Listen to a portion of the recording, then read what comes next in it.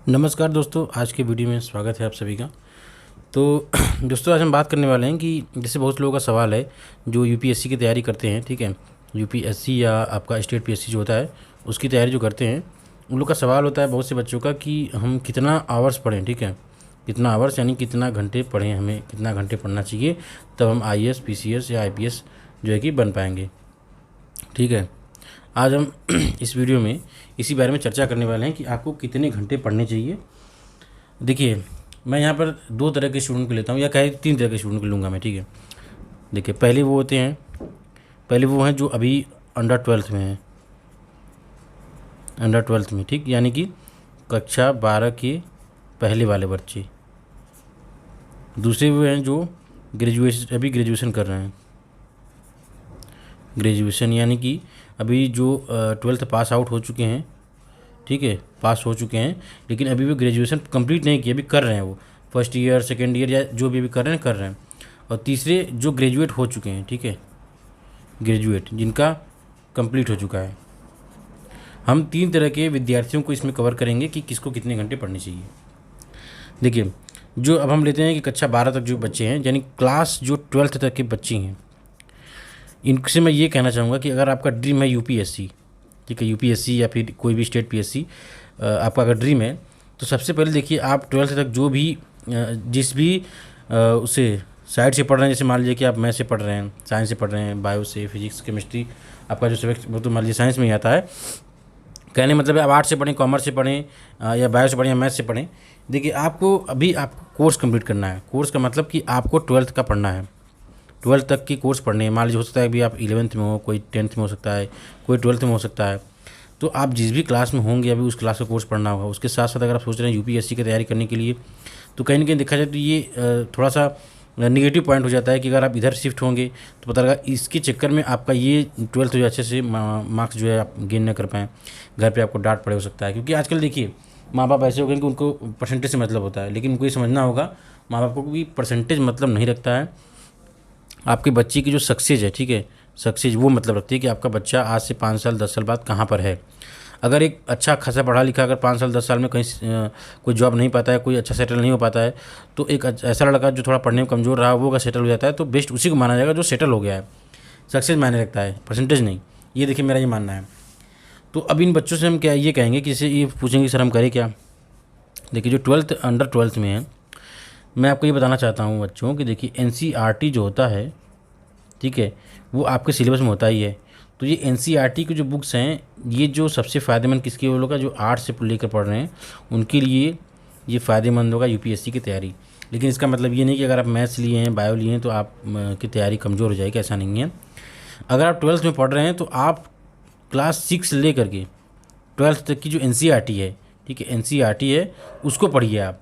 यानी कहने का मतलब है कि अगर आप एनसीईआरटी की किताबें पढ़ते हैं क्लास 6 से लेकर 12 तक के, तो आप एक तरह से अपना कोर्स भी पढ़ रहे हैं और कहीं ना कहीं आप यूपीएससी की तैयारी भी कर रहे हैं।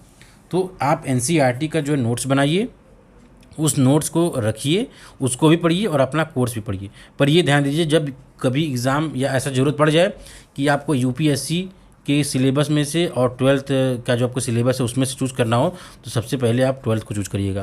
क्योंकि जब तक आप 12th अच्छे से पास नहीं हो जाएंगे तब तक आप यूपीएससी में कहाँ पर आ पाएंगे। तो इसका मतलब ये है कि आपको प्रायोरिटी पहले 12th को ही देना है, उसके बाद बचे हुए टाइम में आपको यूपीएससी का देना है। फिर आप नेक्स्ट लेवल पर जब जाएंगे तो आगे तैयारी आपकी होने लगेगी। दूसरा मैं आता हूँ ग्रेजुएशन वालों पर, इनको कितना पढ़ना चाहिए। देखिए, ग्रेजुएशन में जब हम आते हैं तो इसमें देखिए, जब बीएससी आप कर रहे हैं, ठीक है, बीएससी कोई कर रहा होता है, कोई पोस्ट ग्रेजुएट अगर तो एमएससी कर रहा है, कोई बीए कर रहा होता है, कोई बीकॉम कर रहा होता है, ठीक है। तो बीएससी का थोड़ा सा सिलेबस क्या होता है, ब्रॉड होता है, पढ़ना पड़ता है। लेकिन बीए क्या होता है कि ये बीकॉम होगा आपका मिडिल में होता है, ये थोड़ा सा टफ में होता है, और बीए होता है ये आपका लोवेस्ट में होता है। अगर आप बीए कर रहे हैं तो सबसे फ़ायदेमंद ये है।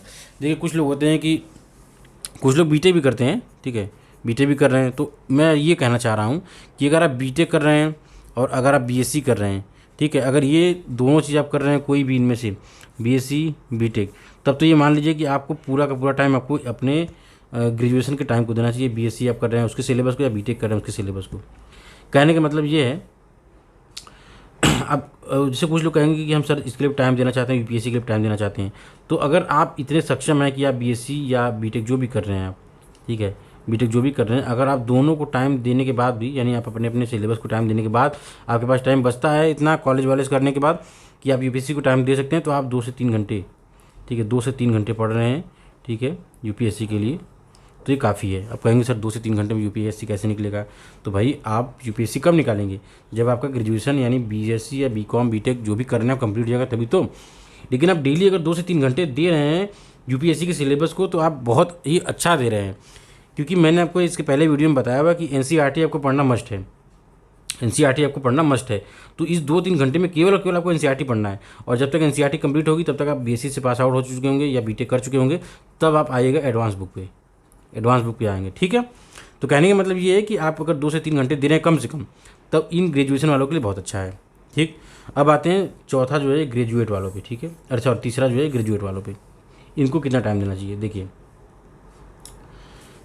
ग्रेजुएशन कहने का मतलब ये है कि ये ग्रेजुएट हो चुके हैं, चाहे वो बीए से हों, चाहे वो बीएससी की हों, चाहे वो बीटेक हों, या कोई भी डिग्री हो, अगर वो ग्रेजुएट हो चुके हैं तो इनको कितना समय देना चाहिए? अब आप ग्रेजुएट हो चुके हैं यानी कि आप एलिजिबल हैं, किसके लिए एलिजिबल हैं? यूपीएससी या स्टेट पीएससी के एग्ज़ाम के लिए आप एलिजिबल हो चुके हैं। कहने का मतलब है कि अगर आप फॉर्म आएगा तो आप डाल के भर के एग्ज़ाम दे सकते हैं। तो अब आप कहेंगे सर हमें कितना टाइम देना चाहिए? यहीं से आपका देखिए लाइफ चेंजिंग होता है। कहने मतलब है कि आप जब 12th में थे तो आपको कोर्स कंप्लीट करना था, उसके बाद ग्रेजुएशन कर रहे थे तो भी कोर्स कंप्लीट करना था, लेकिन अब ग्रेजुएट हो चुके हैं तो हो सकता है कुछ लोग आगे बढ़े पोस्ट ग्रेजुएट के लिए, पोस्ट ग्रेजुएट। मेरा देखिए ये कहना है कि अगर आपका लक्ष्य एकदम यूपीएससी है ही, मतलब आपको यूपीएससी ही क्रैक करना है या स्टेट पीएससी ही क्रैक करना है, तो मुझे लगता है कि पोस्ट ग्रेजुएट को उतना प्रायोरिटी नहीं देना चाहिए जितना आपको इसको देना चाहिए। क्योंकि अगर आप मान लीजिए बीटेक कर रहे हैं, ठीक है, बीटेक कर रहे हैं, उसके बाद आप एमटेक में जाते हैं, ठीक, तो आप एमटेक की पढ़ाई करेंगे तो उसके साथ यूपीएससी नहीं कर पाएंगे, क्योंकि इसका जो सब्जेक्ट होता है वो आर्ट्स से संबंधित होता है। कहने का मतलब है कि आपका इसमें फिजिक्स केमिस्ट्री नहीं आएगा जो आप एमटेक पढ़ रहे हैं, इसमें आपका आएगा कि हाँ सोशियोलॉजी आएगा, हिस्ट्री आएगा, ज्योग्राफी आएगा, जो कि आपका इसके दूर दूर तक कोई लेना देना नहीं है। तो आप कहेंगे सर हम एमटेक भी करना है लेकिन हम यूपीएससी की तैयारी करना चाहते हैं। तो अगर आप इस सिलेबस को कंप्लीट करने के उपरांत, यानी आप इसके कोर्सेज को डेली करने के बाद जब आपके पास समय बचता है, तो आप यूपीएससी के सिलेबस पे आ सकते हैं। ऐसे बहुत से एग्जांपल्स हैं जिन्होंने बीटेक एमटेक करने के बाद यूपीएससी को क्रैक किया है, लेकिन उनको टाइम दिया गया। कहने का ये मतलब है कि अगर आप बीटेक कर रहे हैं फिर एमटेक कर रहे हैं, फिर आपके पास टाइम है, मतलब घर से कोई प्रेशर नहीं है, आप रिलैक्स कोई कर सकते हैं, तो बिल्कुल आप एमटेक करने के बाद यूपीएससी की प्रिपरेशन कर सकते हैं। अब लेकिन यहाँ बात करें टाइम की, हम इनको कवर नहीं कर रहे हैं जिनके पास पर्याप्त समय है, हम कवर उनको करने वाले हैं जिनके घर से थोड़ा दबाव होता है, जल्दी नौकरी पानी है और अच्छी नौकरी पानी है, तो उनके बारे में बात करेंगे। तो हम मान लेते हैं कि एक लड़का है जो बीए कर रहा है, बीए कर रहा था, मान लीजिए उसका बीए क्या हो गया, कंप्लीट, ठीक। अब उसको क्या करना है, पोस्ट ग्रेजुएशन भी करना है। मान लीजिए कि उसने एमए स्टार्ट कर दिया, एमए में एडमिशन करा लिया उसने, ठीक है। मैं यहाँ से उसको ये सलाह दूंगा कि आप यहाँ से आप कॉलेज को ड्रॉप आउट कर दो, ठीक है, कॉलेज को ड्रॉप करो। कहने की ये मतलब है कि अगर कॉलेज ऐसा है कि आपका बिना जाए अटेंडेंस हो सकता है, देखिए मैं कोई निगेटिव नहीं बता रहा हूँ, लेकिन ऐसा होता है समाज में। कहने का मतलब है कि ऐसे बहुत से कॉलेज हैं जो जाते हैं लेकिन एडमिशन उनका सॉरी जो उनका क्या बोलते हैं अटेंडेंस जो होता है भरा जाता है। तो अगर आप कॉलेज जा रहे हैं तो मान लीजिए ठीक है, अगर जाते भी हैं तो 1 घंटे 2 घंटे दे के चले आइए। इसका जो होता है, आप जो क्वेश्चन बैंक्स वगैरह आते हैं, ठीक है, क्योंकि आप बीए में कर रहे हैं तो ईजी आता है, इसका रेटिंग आता है, तो आप क्वेश्चन बैंक्स जो आते हैं उनसे पढ़िए, उनसे स्टडी करिए। लेकिन उसके बाद आप पूरा समय किसको दीजिए, यूपीएससी को, क्योंकि आपका ड्रीम यूपीएससी है, तो आप पूरा का पूरा टाइम किसको दीजिए, यूपीएससी को पूरा टाइम दीजिए। देखिए अब चूंकि मान लेते हैं कि आप कॉलेज को 2 घंटे दे रहे हैं, ठीक है, 2 घंटे कॉलेज को दे रहे हैं, 2 घंटे आपका डेली जो है फ्रेश वगैरह होने में हो जा रहा है, ठीक है। 2 घंटे आप मान लेते हैं कि आप कहीं टहलने निकल गए, ठीक है, वॉकिंग, मार्केट घूमना ये वगैरह हो गया। और मान लेते हैं कि आप 8 घंटे सोते हैं, ठीक है, 8 घंटे स्लीप। अब कितना हो गया, 2 घंटे, 2 4 घंटे, तो 6 और 8 घंटे, कितने हो गए आपके, 14 आवर्स। अभी बचे कितने आपके पास, 10 घंटे, ठीक। अब हम फिर भी मान लेते हैं कि आप 2 घंटे कहीं चले गए, कहीं इधर उधर कोई काम पड़ गया, लेकिन अब कितने पास आपके बचे, 8 घंटे। अब ये 8 घंटे आपको किसी को भी किसी भी हालत में नहीं देना है। कहने का ये मतलब है कि ये जो 8 घंटे आपके पास हैं, ठीक है, ये जो 8 घंटे आपके पास हैं, ये सिर्फ और सिर्फ आपका किसका होना चाहिए, यूपीएससी का होना चाहिए। अगर आप इतने टाइम दे रहे हैं कम से कम यूपीएससी को, तब तो समझ लीजिए कि आप सही रास्ते पर हैं। कुछ लोग ये कहते हैं कि सर, बहुत लोग बताते हैं कि 8 घंटे से कुछ नहीं होने वाला, 10 घंटे, 12 घंटे, 16 घंटे पढ़ते हैं, पढ़ते हैं, ऐसा नहीं कि नहीं पढ़ते। कब पढ़ते हैं? जब एग्जामिनेशन उनका नज़दीक आ जाता है तब। मान लीजिए कि आपका एग्ज़ाम 1 मंथ रह गया, ठीक है, 15 दिन रह गया, 20 दिन रह गया, तब वहाँ पर ये जो टाइमिंग है इसमें से आपका जो घूमना टहलना है बंद करके सीधे किस पे आ जाते हैं? पूरा यूपीएससी पे। जैसे ही घूमना टहलना बंद करेंगे तो कहाँ 4 घंटे जुड़ा है तो कितना हो गया? 12 घंटे हो गया। लेकिन आपको शुरू में ही नहीं देना है। देखिए किसी भी चीज़ को आदत में लाने के लिए अभी 8 घंटे भी पढ़ना आपके लिए मुश्किल हो जाएगा।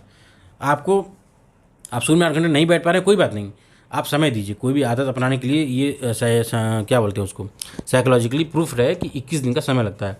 तो आप 30 दिन का समय खुद को दीजिए, लेकिन दीजिए रेगुलरिटी। कहने मतलब ये नहीं कि एकदम मन लगा रहे यार मन नहीं लग रहा अब नहीं पढ़ रहे हैं, नहीं नहीं, ऐसा नहीं करना है। 30 दिन की रेगुलरिटी आप दीजिए। आज 2 घंटे पढ़ रहे हैं 2 ही घंटे पढ़िए। ऐसा नहीं कि आज 2 घंटे पढ़ें तो कल 6 घंटे पढ़ लिए, फिर अगले दिन 3 ही घंटे पढ़े। नहीं, आज 2 घंटे पढ़े हैं, ठीक है, कोई बात नहीं। आपको ये डिमोटिवेट नहीं करना है खुद को, यार हम 2 घंटे पढ़े हैं। अब ये सोचिए कि यार जो पहला दिन है, अभी हम शुरू किए हैं, पढ़ तो रहे हैं, कम से कम आपके अंदर ये होना चाहिए कि हम कंटिन्यूटी रखें हैं। पहला दिन हुआ 2 घंटे पढ़े, उसके बाद अगले दिन मान लीजिए 2.5 घंटे 3 घंटे, ऐसे करते करते जैसे ही आपका 21-22 दिन होगा आप धीरे धीरे 4 से 5 घंटे पे आ जाएंगे। और जैसे 30 दिन आएगा आप कम से कम 6 से 7 घंटे पढ़ने लगेंगे। और जब इसके प्लस जाएंगे ना, तो जब आपके अंदर ये रेगुलरिटी हो जाएगी कि आपको यूपीएससी की तैयारी करनी ही करनी है, तो जैसे रेगुलरिटी आपके अंदर आएगी ऑटोमेटिकली आप 8 घंटे पे कब आ जाएंगे आपको पता भी नहीं चलेगा। और ये 8 घंटे भी आपको पता नहीं चलेगा, यानी ये 8 घंटे भी आपको लगेगा कि यार बहुत हम कम पढ़ रहे हैं। मतलब आपका इतना मन लगने लगेगा उस पढ़ाई में। जो बच्चा 6 घंटे 7 घंटे पढ़ेगा तो वो 8 घंटे उसके लिए क्या मायने हैं? वो समय नहीं देखेगा फिर कि यार कितने घंटे पढ़ रहे हैं, उसका फिर सिलेबस से मतलब हो जाएगा। कहने का मतलब अगर उसका उस दिन का सिलेबस टारगेट अगर कुछ है, ABCD मान लीजिए टारगेट है उसका, अगर वो कंप्लीट करना है उसको, अगर 10 घंटे लग रहे हैं तो उस 10 घंटे भी उसको मायने नहीं रखते हैं। उसके मायने से क्या रख रहा है कि आज का मेरा टारगेट कंप्लीट हुआ कि नहीं हुआ, ये कहने का मतलब है। तो अब कुछ लोग इसे कहेंगे कि सर मुझसे नहीं हो पा रहा है, मैं क्या करूँ, ये वो घर में प्रॉब्लम है, ऐसे वैसे। देखिए प्रॉब्लम तो सबके घर में आती है, जिम्मेदारियाँ सबके ऊपर आती हैं, लेकिन आपको समय तो देना ही पड़ेगा। हम बस ये कहना चाह रहे हैं कि अगर आप ग्रेजुएट में हैं, मैंने देखिए वो बता दिया, मेरा मेन टारगेट था ग्रेजुएट जो कर चुके हैं उनके पे, क्योंकि तैयारी तो उन्हीं को मेन करनी होती है। अब जो ग्रेजुएट कर चुके हैं, देखिए मेन हमारा कहना ये है कि आप 8 घंटे डेली पढ़िए, ठीक है, 8 घंटे डेली पढ़िए। स्टार्ट करिए 2 घंटे से, 2 घंटे से तो स्टार्ट करिए ही करिए, ऐसा नहीं कि एक ही घंटे बस पढ़ रहे हैं, नहीं नहीं, 2 घंटे से स्टार्ट करिए। नहीं कुछ तो किताब NCERT के लेके बैठिए, आप उसको देखते रहिए, आप बैठने कहिए। और दूसरी चीज़ की जैसे मोबाइल देखिए ना, इसको दूर रखिएगा थोड़ा। मैं बस ये कहता हूँ, जैसे कि मैं भी पढ़ता हूँ, तो मेरा ये कहना मतलब मैं अपना एक टारगेट बता रहा हूँ कि मैं मोबाइल को अपने फ्लाइट मोड में करके रख देता हूँ बगल में। और मेरे पास एक घड़ी है, घड़ी जरूर रखिएगा आप लोग। मोबाइल में कभी भी घड़ी देखने के लिए मत जाइएगा। जैसे ही आप मोबाइल उठाएंगे, अगर मान लीजिए फ्लाइट मोड में किए भी हैं, तब भी आप लगेंगे गैलरी खोल के कुछ फोटो देखने, वीडियो देखने, ऐसे करने, स्क्रॉल करने, ये वो करने। लेकिन अगर आप मोबाइल को दूर रखेंगे फ्लाइट मोड में और सामने घड़ी रखेंगे, चाहे टेबल पे हो चाहे अलमारी पे जहाँ भी, तो आपको आप जब टाइम देखेंगे तो आप घड़ी में ही टाइम देखेंगे, तो आपका माइंड डाइवर्ट नहीं होगा। आपको समय देखना है, घड़ी में समय देख लीजिए, अपना काम करते रहिए, ठीक है। ये आप देखिए मेन, क्योंकि मोबाइल ऐसी चीज़ें कि डिस्ट्रैक्ट करता है बहुत लोगों को। अब कुछ लोग कहेंगे सर ऐसी टॉपिक से होती हैं जो हमें समझ में नहीं आता, हमें मोबाइल से समझना पड़ता है, नेट पे समझना पड़ता है। तो मैं उनसे ये कहना चाहूँगा जो टॉपिक आपको नहीं समझ में आ रहा है, देखिए मान लीजिए कि आपको कोई ए नाम का टॉपिक नहीं समझ में आ रहा, तो आप उस ए नाम के टॉपिक को पेज के कॉर्नर में या रफ पे लिख लीजिए, ठीक है। और मान लीजिए फिर आगे बढ़े, आपको बी नाम का टॉपिक नहीं समझ में आया, उसको भी लिख लीजिए। जब आपका पूरा कंप्लीट हो जाए वो चैप्टर या तो वो टॉपिक जो करना था, तो जो आपको नहीं समझ में आया उसके बाद आप मोबाइल को उठाइए और यही सर्च करने के बाद जो लिखना हो, नोट्स बनाना हो, उसमें से सर्च करके आप नोट्स को बना लीजिए। लेकिन ऐसा नहीं है कि हाँ ये नहीं समझ, तुरंत ये नहीं समझ में आपको, तुरंत मोबाइल उठाए तुरंत देखने लगे। अब मोबाइल जैसे ही ऑन किए, व्हाट्सएप का नोटिफिकेशन, इंस्टा का नोटिफिकेशन, फेसबुक का नोटिफिकेशन, फिर आपका कोई जान पहचान का कर दिया, तो आप देख लिए तुरंत कि हाँ किसका मैसेज क्या आया हुआ है। अब माइंड डिस्टर्ब का मतलब आप माइंड जो है डाइवर्ट हो गया। अब दोबारा इसे फोकस करने में आपको समय लगेगा यहाँ पे। तो कहने का मतलब ये मोबाइल को दूर रखिए, घड़ी का इस्तेमाल कीजिए, कोई टॉपिक न समझे उसको लिखिए और बाद में उसको सर्च कीजिए। मैंने टाइम बता दिया आपको कि 8 घंटे कम से कम पढ़िए। अब यहाँ पर एक मेन टारगेट ये भी होता है थोड़ा सा बच्चों का कि सर हम पढ़ते हैं तो नींद बहुत आती है। देखिए 8 घंटे हमने स्लीप यहाँ पर लिखा हुआ है, इसको 2 भाग में डिवाइड करिए, 6 + 2। आपको 6 घंटे ये रात में सोना है और ये 2 घंटे आपको दिन में सोना है। अब इसको देखिए 2 पार्ट में हम इसलिए डिवाइड किए हैं क्योंकि आप कितना भी रात में सो लीजिए, आप 8 घंटे लगातार रात में सो लेंगे, लेकिन तब भी दिन में दोपहर के समय जब आप पढ़ने बैठेंगे या जब भी आप पढ़ने बैठेंगे तो 1-2 घंटे बाद आपको नींद आना शुरू हो जाएगा। उसको हम लोग कहते हैं शॉर्ट नैपिंग, यानी छोटा सा नींद लेना। कहने मतलब ये कि आप रात को 6 घंटे सोए हैं, लेकिन आपको मैंने कितना बताया, आपको 8 घंटे कम से कम सोना ही सोना है। तो आपको 2 घंटे और सोने हैं, तो वो कब सोएंगे आप रात को मान लीजिए कि 10 बजे सोए हैं, 10 बजे से लेकर के 4 बजे तक कितना होगा ये आपका 6 घंटे। ठीक, 10 बजे सो गए आप, 4 बजे सुबह उठे, फ्रेश होने के बाद पढ़ाई किए। अगर आप 5 बजे भी बैठ रहे हैं पढ़ाई करने और 8 बजे तक पढ़ रहे हैं तो भी आप 3 घंटे इधर पढ़ लेंगे। आपको मैंने टारगेट कितना दिया हुआ है, 8 घंटे, आपको 5 घंटे और पढ़ने हैं।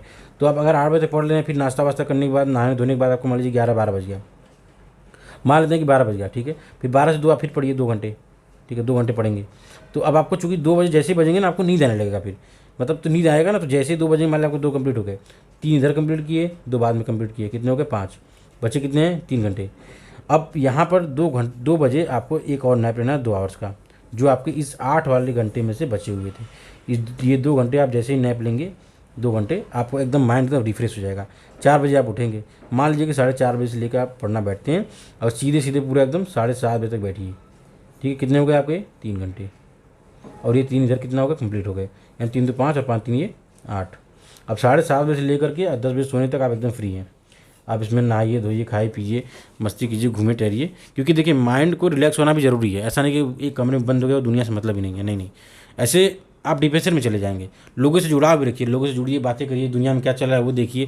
तो कहने का मतलब ये कि खुद को कटा मत रखिए, दुनिया से जुड़े भी रहिए और समय भी दीजिए, ठीक है। ये आपका टाइमिंग हो गया। मैंने आपको टाइमिंग, मोबाइल फ़ोन और जो भी चीज़ें थी सबको अच्छे से बता दिया है, लेकिन फिर भी अगर आपको कोई बातें नहीं समझ में आती है कि सर हमको ये नहीं समझ में आया, या फिर आपको कोई प्रॉब्लम है, पर्सनली प्रॉब्लम है कि सर हम ऐसा प्रॉब्लम हम क्या करें, नहीं पढ़ पा रहे हैं ये वो, तो आप मुझे कमेंट करके बताइएगा, हम जरूर आपके कमेंट का जवाब देंगे। और अगर दे ना पाए तो उस टॉपिक को हम अगली वीडियो में कवर करेंगे, ठीक है। तो आज के लिए बस इतना ही दोस्तों, मिलेंगे अगली वीडियो में, तब तक के लिए नमस्कार।